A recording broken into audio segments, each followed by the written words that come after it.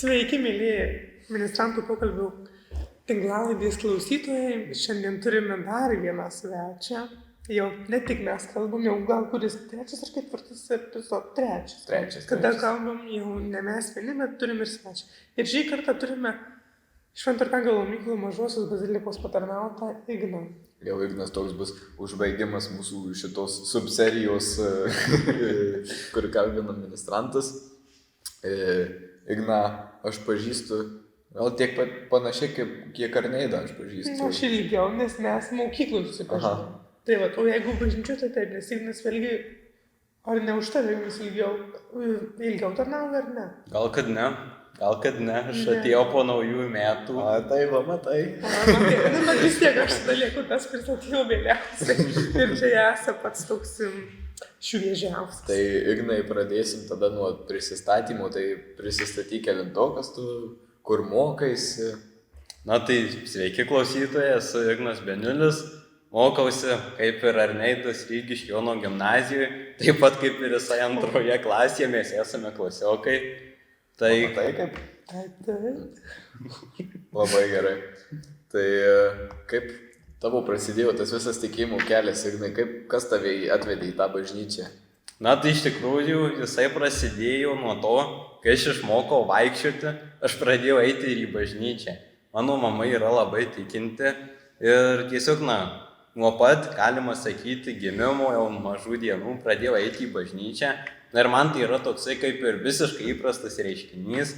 Buvo vienu momentu, prisimenu dar, kai buvau mažesnis, nenorėjau aš eiti į tą bažnyčią, tie man atsibosdavo tuo metu, bet tada prisimenu, man mama sako, o tu norėtum, kad tau draugas padėtų, jeigu tu su juo visiškai nebendrauji.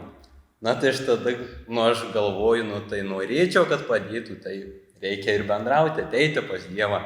Na tai ir tada pradingo tas nenoras eiti į bažnyčią.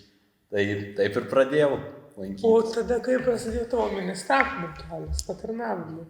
Tai buvau dar tada 7-okas ir po naujųjų metų mane kunigas Klebonas Giedrius Bakūnas pakvietė patarnauti. Na tai aš iš pradžių taip nelabai dar drįsau, dar pirmą kartą nenuėjau po pakvietimų, bet jau po savaitės pradėjau eiti. Iš pradžių tikrai buvo labai nedrąsu, nežinojau, kaip ten viską daryti, kada eiti, kam lenktis, kaip stovėti. Na bet eigoje, kartas po karto vis išmokau, na ir taip ir tapau patarnautoju. O tas visas tavo tikėjimas, pakalbėjom truputėlį apie tą tavo tikėjimo kelią, kas tave atvedė į tą bažnyčią. O dabar pakalbėkime apie šiaip tokį kasdienį gyvenimą. Kaip tas tavo tikėjimas keičia tau tą kasdienį gyvenimą? Na tai iš tikrųjų, tikėdamas gal labiau pradedi jausti Dievo veikimą savo kasdienybėje. Na tai žinoma, ir visi šventieji, jeigu ištinka kokia bėda, gali jiems melstis, tikrai visada padeda. Nebūtinai tuo pačiu momentu, iš karto, kai tik pasimeldi, bet gali būti šiek tiek vėliau. Na tai ir dar taip pat įgauni ir pasitikėjimo savimi. Jau pradedi geriau suprasti, kas yra gėris, kas blogis, geriau pažeisti nuodėmę.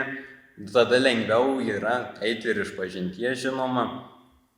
Na ir yra lengviau atsilaikyti prieš, kaip čia dabar, netikinčių žmonių prieštaravimus, kad čia Dievo nėra, tam tu čia eini į tą bažnyčią.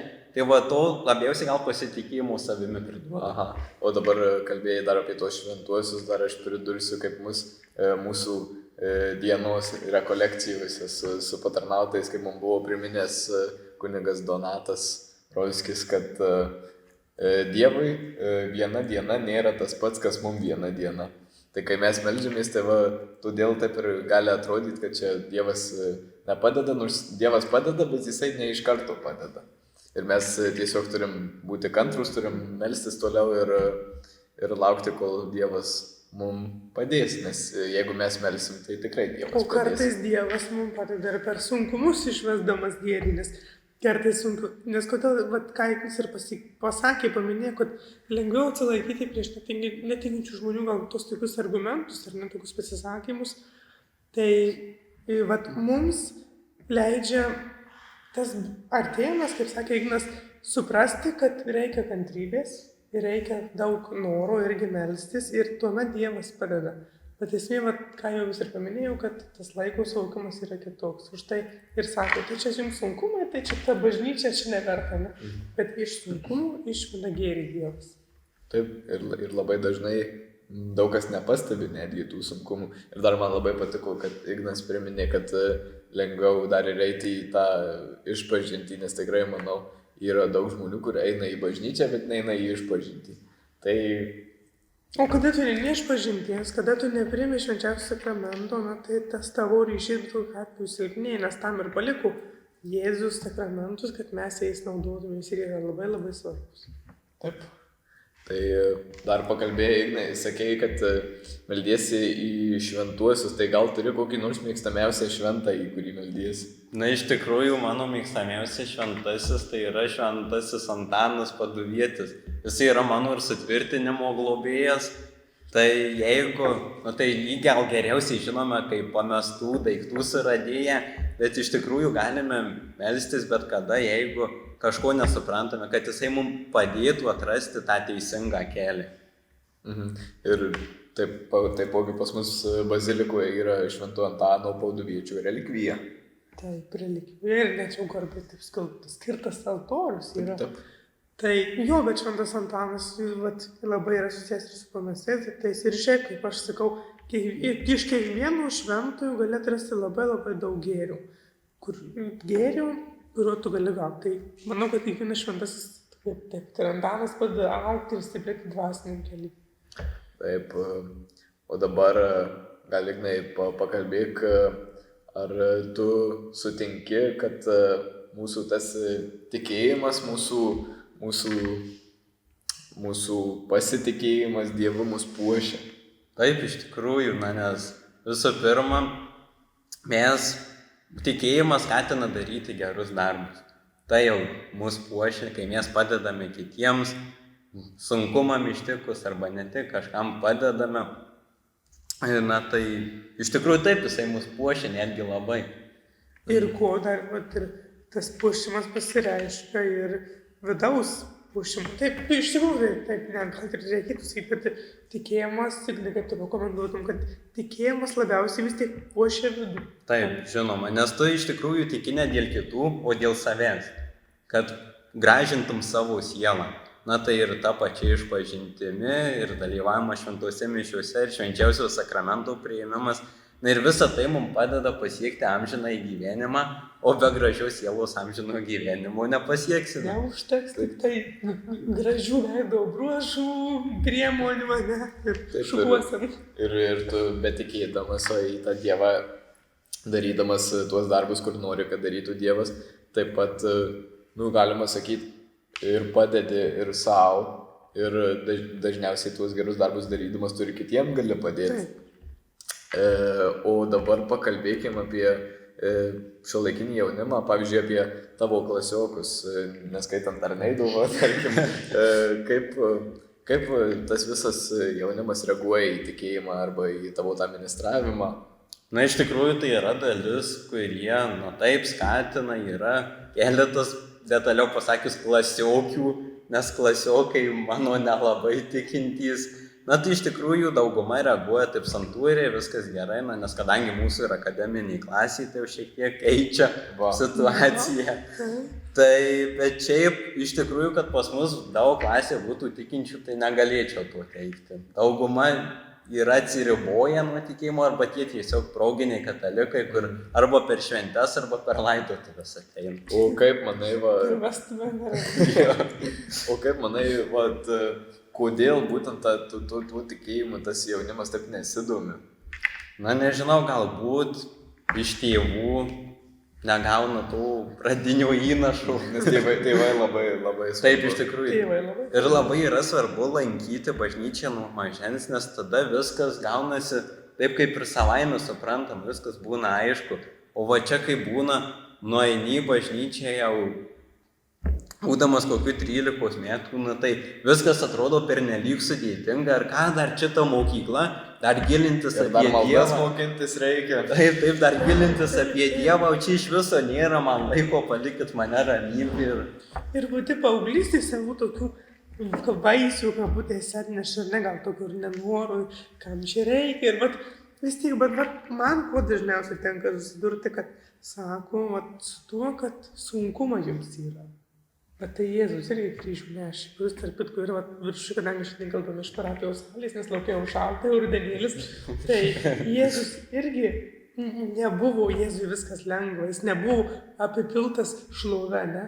Tai vat reiktų tą pabrėžti, ar ne, kad tų sunkumų bus, bet jie mus augina. Taip, aš dar dabar labai gerai prisimenu iš kūrinio Kuprelis. Buvo parašyta, kad žmogus gražiai ir Dievas grožisi, kaip žmogus kopia į išbandymų kalną. Nu tai, kad iš tikrųjų tie išbandymai tai yra tik tam, kad labiau sustiprinti mūsų tikėjimą. Va, pasirėmė net literatūrinę patirtim, kaip kokiam rašinį. Čia savotiškas, vos nesavotiškas rašinys. Tai, o dabar pakalbėkim šiaip apie tokius labiau kelionės, apie piligrimystės, nes su mumis to vasarą atsimenu irgi kaip ir Matas, kaip ir Rolandas, kuriuos kalbinau praeituose epizoduose, irgi keliavai su mumis į Kauną, aplankėm bažnyčių ir gal šiaip tu ir kitose šalyse esi apsilankęs kažkokiuose bažnyčiuose ir kokios bažnyčios tau labiausiai įstrigo, kokios pačios gražiausios. Ir gal turi kokią nors bažnyčią, kur norėtai nuvykti būtinai kada nors gyvenime. Na tai jeigu pradedant nuo to, kokias bažnyčias ar Rusinės aplankęs, tai iš tikrųjų daug keliauju, ypač po Lenkiją tikrai nemažai, kiekvienais metais. Na ir tenai didžiausią įspūdį man paliko Šventosios Lipkaus bažnyčia, nes tenai yra grojantys ir šokantys vargonai. Na tai kitaip pasakius, žmogus groja vargonais, tenai ne tik, kad garsas skleidžiamas, bet ir figūrėliais juda, su dūdelėm sukiuojasi į šonus, tai iš tikrųjų labai gražus vaizdas ir pati bažnyčia yra labai graži. Tai o šiaip jeigu iš tokios, kad didžiausią įspūdį ir giliausią prisiminimą palikusi kelionė, tai buvo, kaip praeitais metais, kai buvau Egipte, čia praeitais mokslo metais. Kai buvau Egipte, lipau į Mozės kalną, na iš tikrųjų jo oficialus pavadinimas Sinajaus kalnas, bet dauguma jį vadina Mozė. Ir tai yra kalnas, iš kurio Mozė gavo 10 Dievo įsakymų. Na tai tenai pradedam kopti naktį ir mūsų tikslas yra, kad užkopus galėtume pasitikti saulėtekį. Tai labai varginanti tikrai kelionė. Iš viso, iš pradžių, tiesiog eini paprastu tokiu iš akmenų taku, o po to būna tokie labai dideli laiptai iš akmenų ir jų yra virš 700 vien tik į viršų. Tai iš tikrųjų labai sunku, bet tas visas grožis, kurį pamatai ir ta patirtis tikrai atperka visą tą pavargimą. Labai įdomu, labai geras, man šitą tavo patiko labai kelionė į tą Sinajaus kalną. Labai, net iš tikrųjų, nežinau, kad tokių kelionių būna į tą Sinajaus kalną, o daug žmonių įlipa. Šiaip jo, iš tikrųjų daug, bet vien kad iš Lietuvos į Sinajaus kalną kelionė tai tokios nebūna. Būna, kad tiesiog poilsiauja Egipte, na ir jau tenai iš vietinių kelionių agentūrų pasiimi kelionę. Iš tikrųjų taip žmonių būna labai daug. Na tenai, jeigu kažkas nepajėgia užlipti, yra ir kupranugariai, kurie gali padėti užkopti. Lengvina. Taip, bet iš tikrųjų tikrai labai daug žmonių lipa. O dar ir Mozė turėjo dar tas lenteles parnešti atgal. Tai dar labiau. Bet man patinka, kada kelionėse nuvyksti kažkur ir susijęs su tikėjimu. Tai tu šiuo atveju su Mozė kartais, pavyzdžiui, mes kai važiuojam Seilais, tai jau iš karto būna įspėta, kad jau aplankysim tą bažnyčią, čia ta bažnyčia arti, ten gaus vienuolynas. Tai man patinka tokių kartais, kada keliauju kažkur, dar taškų, o kada jie tikėjimu, dar man labiau patinka. Labai gerai. O dabar dar kaip ir minėjau, ar turi kokią nors bažnyčią, į kurią nori būtinai nuvykti? Taip, tai yra Šventojo Petro Trečias. Matas, Rolandas ir tu dabar nori. Na taip vis tiek manau, tai yra kiekvienų krikščionių kaip ir pareiga, galima sakyti, na kaip ir tikslas aplankyti Tikslas, pačią jo. didžiausią šventovę. Taip, ir tikrai jinai yra labai įspūdinga. O dabar pakalbėkime apie tą liturginę dalį. Kas tau yra smagiausias toksai darbas, kurį tenka atlikti bazilikoje patarnaujant, kaip būna ten suki laiveliai, tribuliai, liktarnos? Na tai iš tikrųjų labiausiai tai patinka būti tribuliu, smilkyti. Tai čia, manau, trečias. manau, jau čia nieko nenustebinsi su Bet čia iš tokia. visų 5 mes taip pat įmastom. Jau, na iš tikrųjų tai yra ir įdomiausia, bet tuo pačiu ir sudėtingiausia, gal sakyčiau, pareiga. Vien tik, kad turi dar išmokti tą smilkimą ir... Ne ką pačią, Jo, o kad dar būna pavyzdžiui, ar vyskupas, tai jau tai ir priėjimas. Irgi prie kitaip vyskupo, reikia. O jeigu dar kunigų yra ne vienas, tai jau tu turi ne tik tai celebrantams smilkyti, bet ir kunigus ir dar viso to tam, nors liturgijų nereikia skubėti, bet vis tiek tas tarp aukos liturgijos ir pasiruošimo konsekracija yra pakankamai neilgas laiko tarpas. Tai ir kunigus ir žmonės, tai reikia.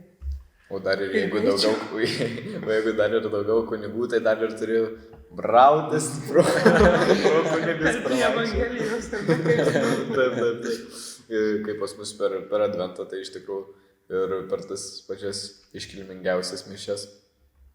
Tai nelabai ir lieka vietos iš tikrųjų prie... Taip, pavyzdžiui, per bernelių mišias atsimenu pernai. Vos.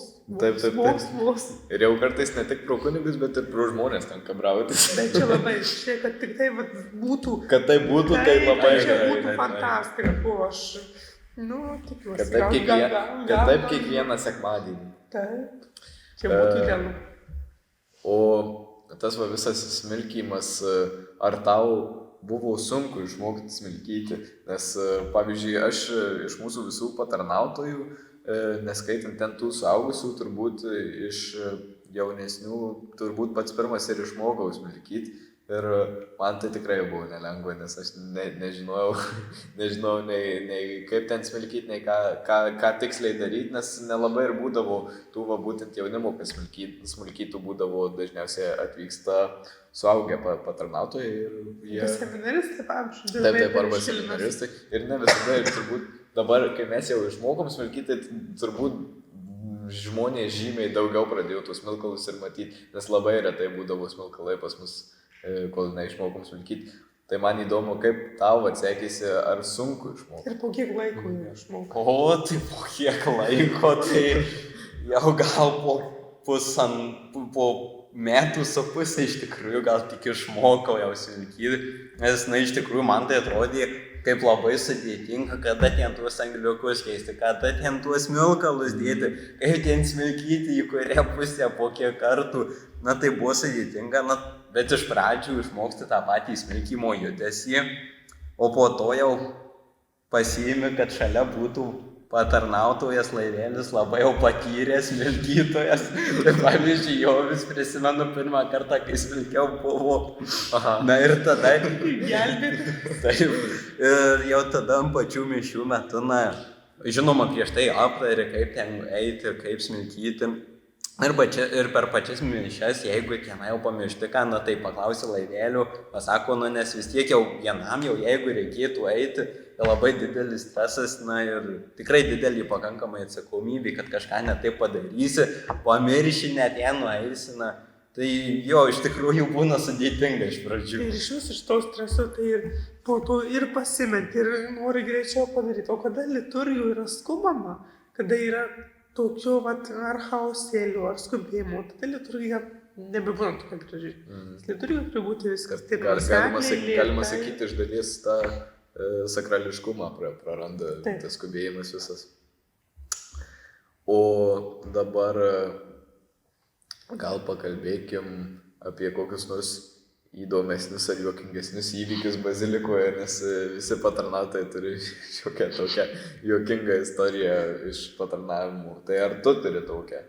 Aš turiu tokią pačią juokingiausią. Tai iš tikrųjų vienas patarnautojas nedetalizuosim kuris, labai įsiaudrino su tribuliu ir norėjo 360 laipsnių apsukti.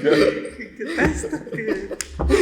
Na ir gavosi taip, kad nelabai pavyko apsukti ir trenkėsi tribulis į žemę. Mama Marija. Ir atitrūko tos grandinės, ten tie dratukai. 10 minučių prieš mišes. Ir jau po to stresas, kaip čia ką daryti, kaip čia sutvarkyti, bet viskas sutvarkim, liturgija labai gerai gavosi. Bet tai gal manęs nebuvo planė, aš nežinau. Gal dar ne, bet su Dievo pagalba viską sutvarkim. Prisižaidė. Tikrai. O ko galėtum palinkėti jaunimui arba šiaip žmonėm, kurie stebi mūsų tą visą tinklalaidę? Na tai tikintiesiems norėčiau palinkėti ir toliau eiti tuo tikėjimo keliu, nebijoti, liudyti, kalbėti apie Dievą. Na tiems, kurie abejoja, tai norėčiau palinkėti drąsos, išdrįsti ateiti pas Dievą, dalyvauti mišiuose, nueiti išpažinties. Čia ko gero baisiausia būna. Taip jaunimų tėvų sako išpažinties vaikai baisu čia ir stresas ir pasakyti, bet esmė, kad reikia viską absoliučiai sakyti. Kas neramina, kas yra nuodėmės. Tai, o kunigas ar taip negalės papletkinti kažkam? Ne, kunigas negali kalbėti, tai yra išlaikoma paslaptyje, nes tada koks būtų tikslas išpažinties. Turbūt daugiausiai žmonių bijo eitos išpažinties, nes galvoja, kad kunigas ten apie juos ar ne taip pagalvos, ar ten kažką. Bet tame esmė, kad kunigas nieko ten gero tose išpažintyse negirdi, jisai girdi tik nuodėmės, tai nenustebinsi, neteis ten močiutė, nepradės girtis, o tu ateisi ir nuodėmės. Visi sako savo nuodėmės ir visi mes esam nusidėjėliai. Taip, na ir jeigu dar pratęsiant tą palinkėjimą, o netikintiems, tai palinkėčiau atrasti tą tikėjimo kelią, kad tai iš tikrųjų yra dovana. Tai nėra kažkoks gyvenimo apsunkinimas, o tai yra tiesiog patirtis, ne tik atverianti amžinojo gyvenimo vartus, bet ir praturtinanti iš vidaus ir gražinanti sielą. Taip, nes iš tikrųjų daugelis žmonių ir galvoja, kad čia tas tikėjimas tai yra toks apsunkinimas, nes galvoja, kad čia negali nuodėmių daryti ir panašiai ir galvoja, kad čia kažkaip tu esi suvaržomas, kai kaip tik nuodėmė tave suvaržo, nes atrodo nuodėmė, kad tu esi laisvas, kol nereik nustoti. Kol nereikia tos nuodėmės nustoti, tol tu atrodai laisvas ir kad čia nieko blogo. Ir kas dar toks, tai tekia girdėti tokį pasakymą, kad reiškia tą nuodėmę, tą kažkokį blogą darbą, velnias įvynioja į labai gražų saldainio pakalį. Taip. Ir tas saldainius, būtent net tokį galimus saldainius, ir kad kol tu jį valgai, to labai skanu. Kada baigėsi, trūksta ir tenka kartoti, o kada reikia nustoti, iš vis labai sunku, tai tokia priklausomybė. Ir tas nuodėmių atsisakymas tikrai puošia mus ir stato ir augina dvasiškai. Ir stiprina mus labai.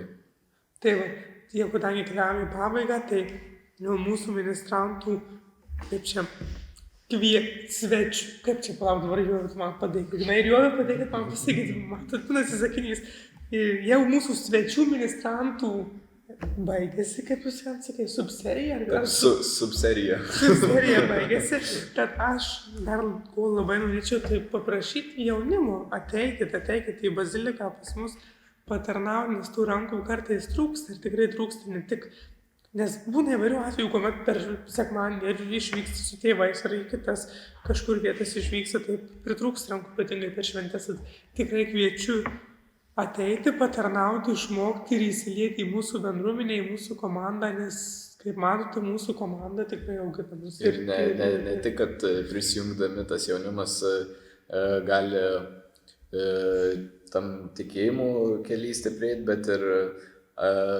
įeina į tokią gražią mūsų bendruomenę patarnautojų, kur gali draugų daug susirasti ir turi su kuo pašnekėti apie tą tikėjimą, nes tikrai labai daugam trūksta, labai daug žmonių, kurie tiki, ypač jaunimui trūksta žmonių, su kuriais jie gali pasidalinti, pasišnekėti apie tą. Kaip Taip, aš taip, sakau, tikrai jaunimui bus įdomiau kalbėti su jo amžiaus ar ten keletų metų vyresniu negu ten su kokia žinai, močiute ar kokiu, nu čia aišku, neįžeidžiant tikrai vyresnių amžiaus žmonių, bet tai yra tiesiog natūralus Taip, nes, skirtinga karta, skirtingas kalbėjimas ir tas vien tik amžiaus Supratimas, skirtumas. Nes vien tik tai žmonės jau tie, kurie yra senesni, jau būna labiau ten ir apsimokslinę. Ir dar, aišku, būna iš seniau visokios mados varėję, tai nelabai ir gal gali pašnekėti. Tai aš visus, kas ir, pavyzdžiui, negali patarnauti, kviečiu, jeigu reikia kažkam parašyti, jeigu reikia kažkam pasišnekėti apie tikėjimą, tai gali, kad ir mums rašyti į tą mūsų ministrantų Facebooką. Ar tai aš, ar tai Arneidas, pasimsim ir jums atrašysim, nes tikrai atrašyti man nesunku. O dabar dar ir spalio mėnuo prasideda, tai ir ruošimai sakramentams, tiek sutvirtinimų, tiek komunijos. Tai kas nepriėmė jų, tai kviečiam registruotis, tai ten yra skelbimai pas mus ir yra informacija, kur galima kreiptis, kad būtų galima dalyvauti tuose pasiruošimuose. Tikrai sutvirtinimo sakramentas galime visi trys paliudyti, kad tikrai jis atneša daug vaisių, nes vien tik tai šventoji dvasia nužengia ant tavęs ir tu iškart, jeigu ne iškart, tai po kažkiek laiko supranti, kad jie gali naudotis ir tikrai labai gerai ir man asmeniškai tai labai padeda vien tik šitą tinklalaidę kurti ir panašiai. Tai juk nebereikalo vadinamas sutvirtinimas, kad sutvirtina ryšį su Dievu. Taip, nes čia yra, kai ant apaštalų Biblijoje nužengia ta šventoji dvasia ir apaštalai gali kalbėti su visais žmonėm visokiam kalbom ir skleidžia tą evangeliją. Tai čia yra tokia evangelijos skleidimo, Dievo žodžio skleidimo dovana. Taip, tikrai. Tai ačiū, kad žiūrėjot, ačiū Ignai, kad atėjai. Ačiū jums, ačiū klausytojams. Ir ačiū visiems klausytojams, kurie žiūrit mus ir palaikot ir parašot gražų žodį. Ir ačiū, aišku, tiems, kurie mums patarimų parašot. Mes už jūs meldžiamės ir tikime. Ir dar paprašysiu, kad jau, kadangi va čia ta subserija baigėsi, tai gal ką nors pasiūlyti turit. Gal taip irgi į Facebooką galima rašyti. Ai čia visko į Facebooką. Į veiklą knygą, kaip jums sako. Arba gali ir į komentarus galima. Taip, ir po vaizdo įrašų papasudoti, arba klausimų galėtumai turit ir rašyti. Tai ačiū, kad stebit, ačiū, kad klausot ir ačiū, kad atėjo. Ir ačiū Dieve, kad galim kurti šitą turinį. Aleliuja.